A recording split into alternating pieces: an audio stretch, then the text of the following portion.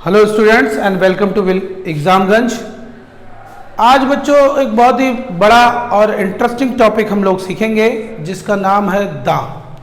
लोग definite article the के बारे में बहुत सारे कन्फ्यूज़न दिमाग में लिए रहते हैं। कई बच्चों के क्वेश्चन सवाल आते रहते हैं कि सर द पढ़ाइए। तो हमने सोचा कि आज बच्चों को एक नई और कुछ नई बातें द के बारे में बताएं और नए तरीके से उनको सिखाया जाए।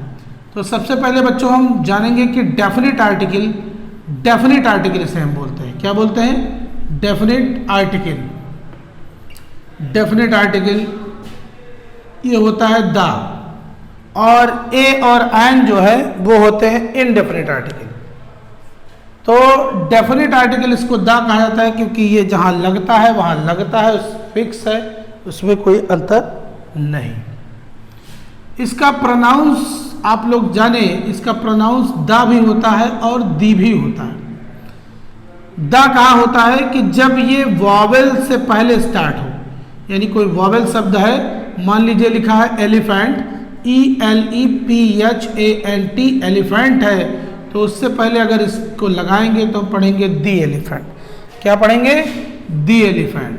और अगर मान लीजिए कहीं जैसे आंट लिख दिया तो दी आंट, इसका प्रोनाउंस क्या होगा? इसका प्रोनाउंस होगा दी। आप ध्यान से देखें, इसका प्रोनाउंस दी होगा, इसको हम दी आंट पढ़ेंगे।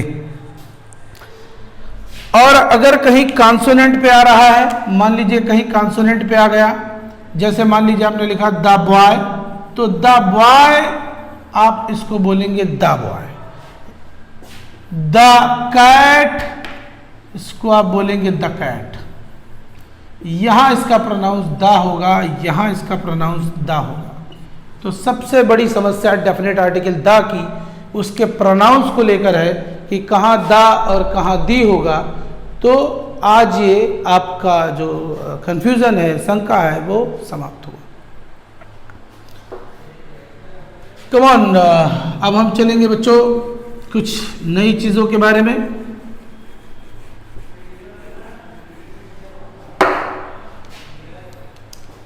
द एक ऐसी चीज है जो संसार में अकेले है, जो संसार में एक है, उनके नाम से पहले लगता है। जैसे द मून, क्या हो जाएगा?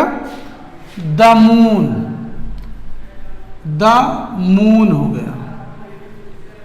द सन हो गया। द सन है, द अर्थ है। संसार में जो एकल हैं उनके नामों से पहले हम द का यूज करेंगे। उनसे हम जो संसार में एक हैं, स्पेशल हैं, खास हैं, बहुत यूनिक हैं, उनके नाम से पहले हम द लगाते हैं। नंबर 1। नंबर 2, अगर कोई शिप है, कोई जहाज है, कोई गाड़ी है, कोई समुद्र है, उसके नाम से भी पहले द लगाते हैं। जैसे द विक्रम, ये नाम है एक शिप का, the Vikram. The Frontier Mail, the Arabian Sea, the Indian Ocean हो गया। And the Panama canal, Panama नहर, यहाँ पे भी लगाते हैं। एक्सेप्शन इसमें यह है कि किसी काउंट्री से पहले, किसी द्वीप से पहले नाम नहीं लगता। जैसे द माउंट एवरेस्ट नहीं कहते हैं, माउंट एवरेस्ट बोलते हैं, द नहीं लगता उसमें। श्रीलंका से पहले द नहीं लगाते हैं, श्रीलंका से पहले द नहीं लगाते हैं।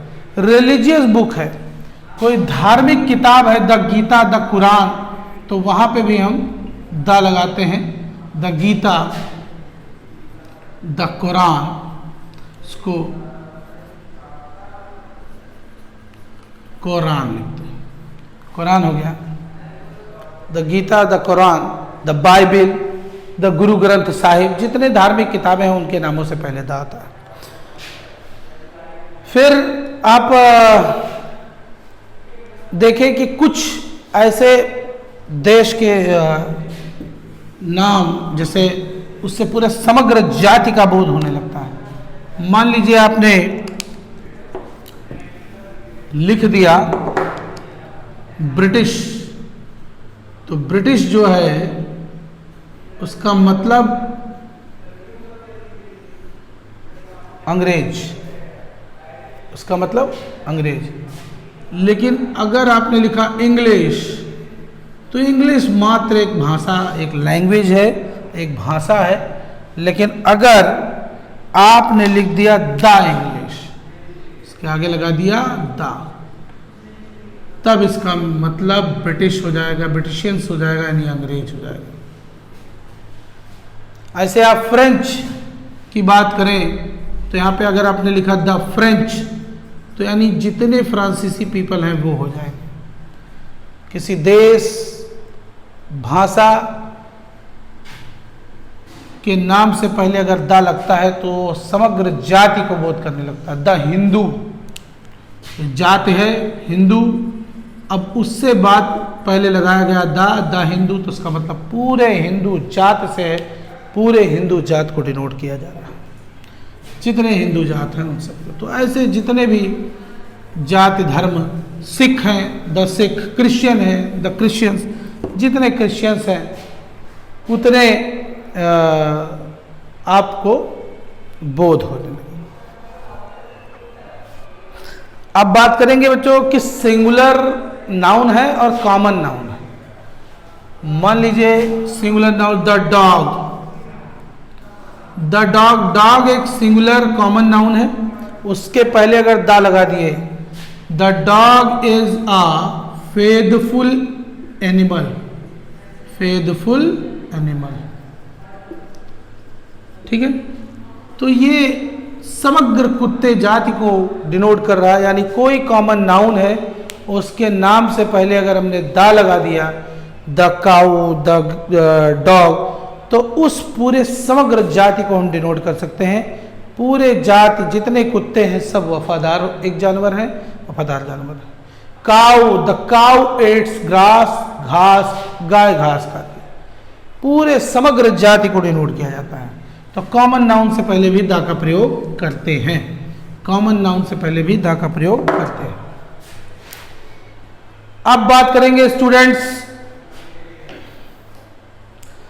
कि किसी नाम को अगर आपने स्पष्ट कर दिया, जैसे मान लीजिए आपने लिखा कि there was a fox, there was a fox, ये भी कॉमन नाउन है।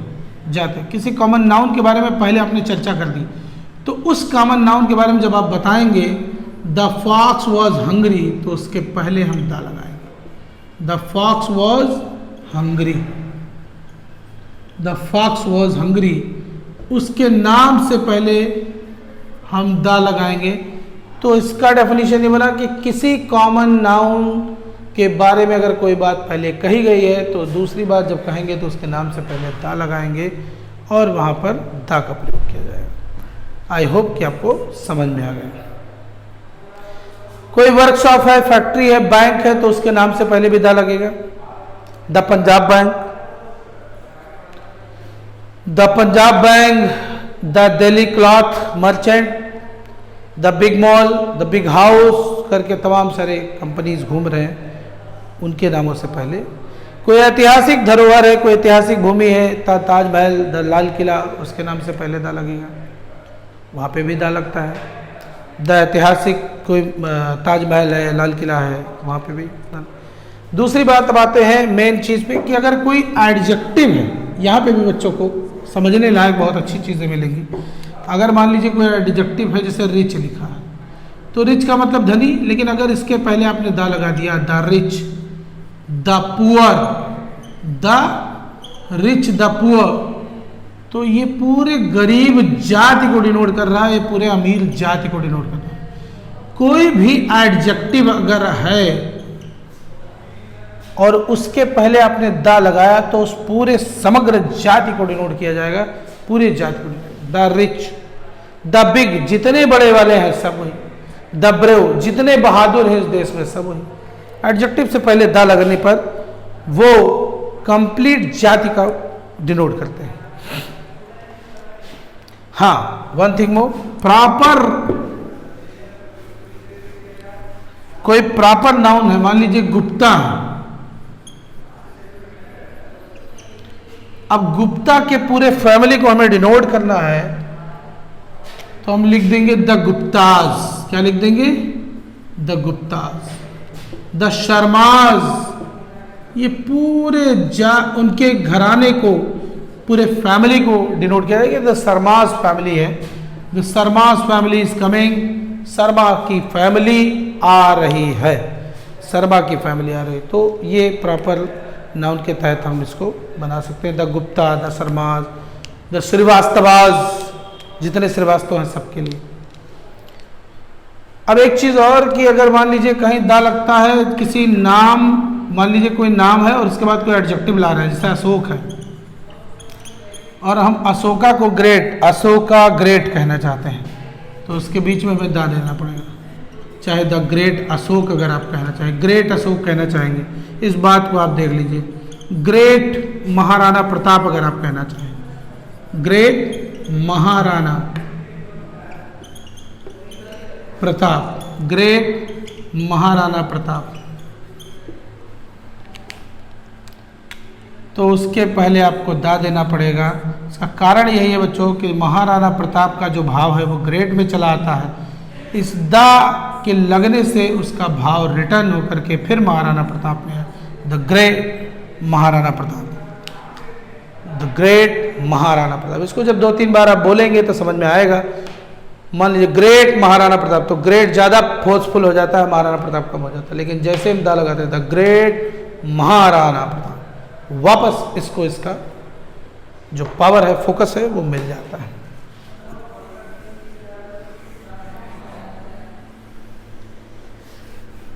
बहुत इंटरेस्टिंग चीज़ है, आप सीख रहे हैं स्टूडेंट्स, और this is very useful for you. अब हम बात करेंगे कि सुपरलैटिव डिग्री में, सुपरलैटिव डिग्री, ये सुपरलैटिव डिग्री बच्चे जानते हैं, कुछ पढ़े लिखे हैं तो उसके बारे में।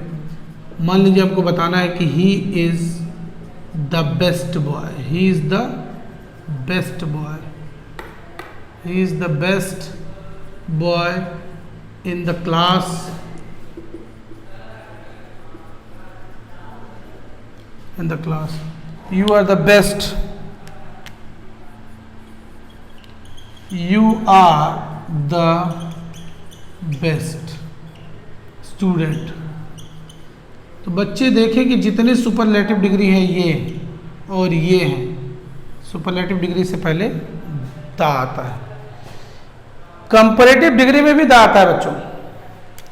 कंपैरेटिव डिग्री में दा वहां पे आएगा जैसे you are the